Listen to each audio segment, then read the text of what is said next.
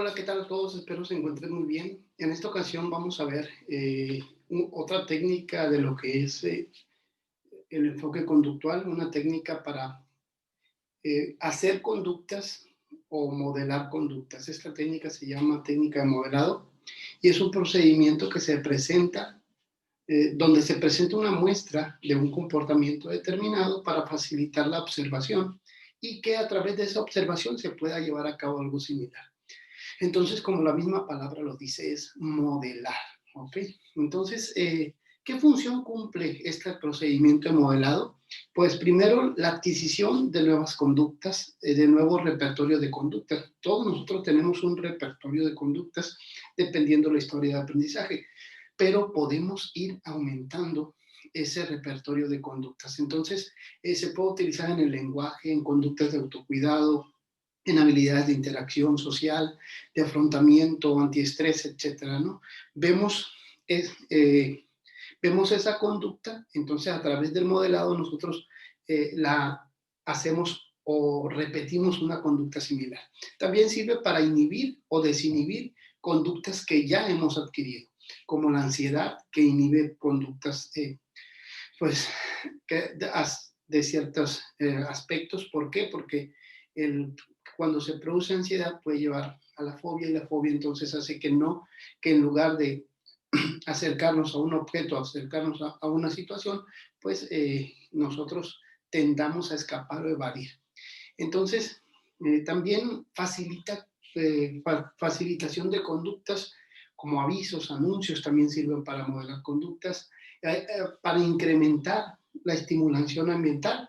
Esto es para aumentar la atención de los observadores, la exposición a situaciones que inducen conductas similares, pues sirven, es muy efectiva, sobre todo cuando estamos modelando conductas de sujetos que realmente le prestamos tanta atención porque consideramos a aquel sujeto pues con experiencia o que posee una conducta que nosotros quisiéramos tener o estaríamos dispuestos a trabajar para tener. También cumple la función de cambios en activación emocional y valencia afectiva, porque cuando nosotros modelamos ciertas conductas y nos damos cuenta, pues hay un aumento en el valor reforzante de estímulos ambientales, es decir, una sensación más agradable. Entonces, esas son las funciones de este procedimiento de modelado.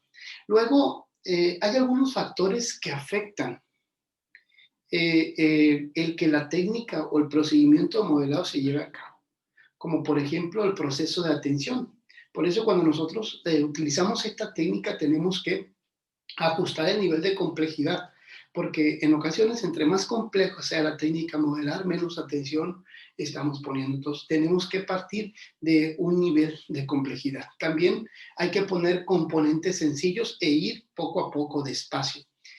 Las instrucciones para que la técnica de modelado surca efecto, pues tienen que ser específicas. También hay que subrayar la utilidad funcional, para qué sirve y por qué estoy haciendo este modelado. También realizar presentaciones cortas y finalmente la observación activa. Este proceso de atención es muy importante porque afecta esta técnica de modelado. ¿Qué características tiene este modelo? Pues los modelos más efectivamente imitados son los parecidos o similares. Entre más parecida sea la conducta que yo estoy modelando, pues más efectivo va a ser. También, si el sujeto es de mucho prestigio para aquel que está observando, pues hay una efectividad en la imitación de la conducta. También muestra mucha eficacia en cuanto que cuando modelamos una conducta tendemos a veces sin prestar demasiada atención, tendemos a repetirla. Y tiene un valor efectivo, es decir, conseguimos conductas. Entonces, ¿qué características tiene que tener el observador? Porque es muy importante, porque también afecta lo que es la técnica de modelado.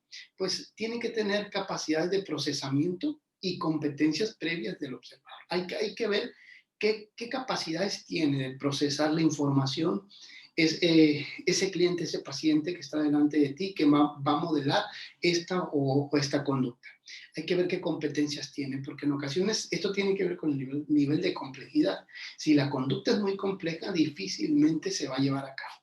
Entonces también, pues un poquito tiene que ver con los modelos de presentación de modelado, porque a veces podemos utilizar marionetas o muñecos para presentar la conducta y que el otro la asimile y la repita. También podemos utilizar dibujos animados, dibujos en forma de video, presentaciones verbales, modelos múltiples, modelos de afrontamiento. Son diversas maneras de presentar esta técnica de modelado. Entonces, los factores que aumentan la actuación, que la persona repita la conducta, que la persona haga la conducta, pues como les iba diciendo, esto tiene que ver con el proceso de atención. La enseñanza tiene que ser gradual. Si no es gradual, probablemente esas habilidades, entre más complejas, más se pierde la atención y más difícilmente se modela, más difícilmente somos capaces de adquirir aquella conducta. También hay que dar un feedback correctivo siempre que nosotros estamos utilizando este procedimiento de modelado. Ese feedback debe ser inmediato, claro y específico, dirigido a los componentes que están siendo entrenados. Y hay que indicar los componentes correctos y los componentes que se tienen que mejorar. Este feedback inmediato es muy importante porque la persona así se puede dar cuenta de si está modelando o no está modelando la conducta. Y finalmente, hay que tener, de los factores que aumentan la actuación, hay que tener un refuerzo incentivo para la actuación. Es decir, las conductas complejas que nosotros queremos que el otro imite, que el otro modele, pues hay que tener cierto refuerzo para que la persona pueda imitarla, pueda modelarla. Y puede ser la información, la motivación que le damos, lo emotivo, lo que imprimimos emotivo al feedback o a la manera de enseñanza, lo valorativo, es decir, que el juicio de valor que nosotros lanzamos cuando alguien realiza una conducta compleja. Y finalmente, un refuerzo directo, el terapeuta utiliza el refuerzo positivo, es más efectivo para mantener la conducta a largo plazo. Es decir, nosotros podemos reforzar vicario primero, reforzamiento primario, con información, con motivación, con emotividad, con valoración, pero el refuerzo directo, el refuerzo positivo, es el que va a ser más efectivo para que la conducta se establezca y esté a largo plazo. Entonces aquí hay una transferencia y una generalización en esta técnica de modelado. ¿Por qué? Porque se deben incluir estrategias para aumentar la probabilidad de que los aprendizajes se transfieran a otros ambientes habituales de los clientes. Entonces los métodos, el método que se va a seguir primero es proveer de principios generales. Hay que dotar de principios generales de selección y utilización, ya sean verbales, visuales o escritos, para que la persona que va a modelar la conducta, pues realmente sepa qué va a hacer, cómo lo va a hacer. Hay que ir al sobreaprendizaje, es decir, hay que ver el modelar varias veces para que la persona le quede claro. Hay que hacer un role-playing, hay que observar actuaciones de otros miembros, hay que practicar en ambientes reales para que esta transferencia, esta conducta se transfiera y se generalice, es decir, generalizarse que no solamente en ese ambiente de consultorio o en el lugar donde se está haciendo lo que es esa técnica de modelado, sino que en otros ambientes del sujeto esa misma conducta pueda aparecer. Hay que tener elementos idénticos. Cuanto más semejantes son los estímulos físicos e interpersonales a los de la vida real, mayor efecto de generalización tienen. Por eso es muy importante, cuando alguien va a presentar esta técnica de modelado, tiene que pensar bien en qué lugar, cómo, cuándo, por qué. Porque tienen que ser lo más idéntico posible a la vida real. También tiene que haber una variabilidad estimular, es decir, hay que utilizar varios métodos, no únicamente las instrucciones, ¿no? Puede ser como el role-playing, el modelar varias veces, repetidas veces. En la diapositiva pasada mirábamos con muñecos, etcétera, ¿no? A través de videos. Todo aquello que pueda hacer que la técnica se refuerce más. en ese reforzamiento vicario que mirábamos, en lo informativo. También el reforzamiento tiene que ser en la vida real. ¿Por qué? Porque hay que utilizar reforzadores naturales, hay que invitar al cliente que se autorrefuerce, entrenar a las personas del ambiente natural que conviven con ese cliente, ese paciente, para que lo puedan estar reforzando, para que esa conducta, como miramos la diapositiva pasada, esa conducta tienda a mantenerse a largo plazo. También es muy importante dentro de los métodos de esta técnica hay que establecer tareas para casa. ¿Por qué tareas para casa? Porque son adecuadas, ya que tienen elementos idénticos. Es decir, acá en el consultorio tú la técnica la modelas de una determinada manera, pero en la vida real, en casa, es donde se va a encontrar la persona con lo que vive. Entonces, hay una variabilidad estimular y, por supuesto, esos elementos idénticos va a hacer que se transfiera de una manera la conducta más efectiva y se generalice. También hay que tener prevención sobre las recaídas, ¿no? Porque de pronto podemos estar aprendiendo nuevas conductas, pero podemos recaer. Y hay que hacer frente a esos posibles fracasos, no hay más. En esta técnica de modelado, como podemos avanzar muy rápidamente, también podemos retroceder muy rápidamente. Eh, el procedimiento, primero, va, el terapeuta va a explicar lo que es la habilidad que va a ser entrenada. Segundo, el paciente debe estar moderadamente relajado. Tercero, se debe modificar el sistema de creencias erróneas del cliente. Y esto es de suma importancia porque de pronto ese sistema de creencias es el que va a hacer que la técnica de modelado pueda tener ciertas barreras o obstáculos. Cuarto, el terapeuta debe aportar instrucciones acerca de los aspectos que el paciente va a modelar. Quinto, el modelo debe mostrar las acciones deseadas y describir verbalmente. Es bien importante. El terapeuta tiene que describir. Entonces, aquí se tiene que hacer un esfuerzo para nosotros describir verbalmente aquella situación y también las consecuencias anticipadas que pueden suceder si se realiza aquella conducta. Sexto, de forma inmediata la presentación de la secuencia modelada, el terapeuta debe pedir al cliente que describa la conducta modelo, sus antecedentes y sus consecuencias. Es decir, tú le das la información, tú le describes, pero ya luego, a manera para reforzar y para saber si quedó claro, pues tú le tienes que preguntar al cliente de forma inmediata que te presente la secuencia del modelado. Séptimo, el terapeuta instruye al cliente para que lleve a cabo la práctica al observado en sesión. Octavo, en los primeros ensayos es conveniente que el terapeuta ayude al cliente en su campo visual, es decir, que le amplíe el horizonte, porque hay ocasiones en que no va a alcanzar a ver aquello que tú quieres que vea en la técnica de modelado. Entonces, el terapeuta tiene que prestarle ayuda para que el campo visual se amplíe de aquel paciente. También en el noveno es dar un feedback positivo específico referido a las conductas entrenadas. Hay que indicar las realizaciones, las que son realizadas positivamente, correctamente, pero también hay que indicar cuáles son las que se tienen o pueden mejorar. Décimo, hay que llevar a cabo varios ensayos y hay que entrenar, en el onceavo hay que entrenar el modelo encubierto con ensayos cognitivos para facilitar recordar las reglas. Es decir, aquí se utiliza la imaginación, se utiliza el hecho de que vaya describiendo lo que va a ir haciendo para que a través de esos ensayos cognitivos las reglas pueda recordarlas fácilmente. Doceavo, diseñar tareas prácticas para practicar las habilidades entrenadas. Es decir, esas tareas que tú le vas a dejar al cliente tienen que ver con lo que viste en la sesión, con lo que estás modelando, porque si no, pues puede que se le haga sumamente complicado modelarlo en casa, entonces todo ese aprendizaje que tuvo tal vez en la sesión pueda verse obstruido.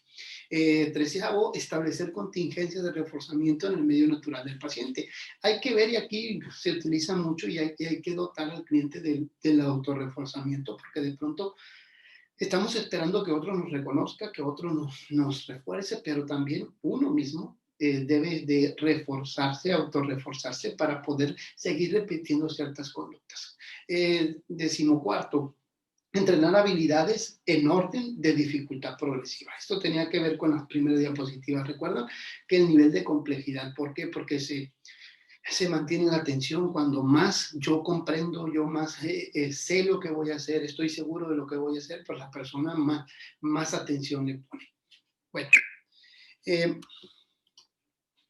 las técnicas específicas de modelado, puede haber un modelado participante, es decir, este modelado es guiado, se va guiando, tiene varias fases, ¿no? La fase de construcción de una jerarquía de situaciones temidas. Hay que ver, por ejemplo, si en este caso, en este modelado, es contra algo que teme, para modelar la conducta y que ya no le tema, pues hay que construir una jerarquía de situaciones temidas. El terapeuta, en el paso 2, el terapeuta u otro modelo se expone y muestran el comportamiento adecuado en cada ítem. En el tercero, hay que pedirle al cliente que realice lo mismo que el terapeuta. Cuarto, las ayudas físicas se van desvaneciendo gradualmente, ¿ok?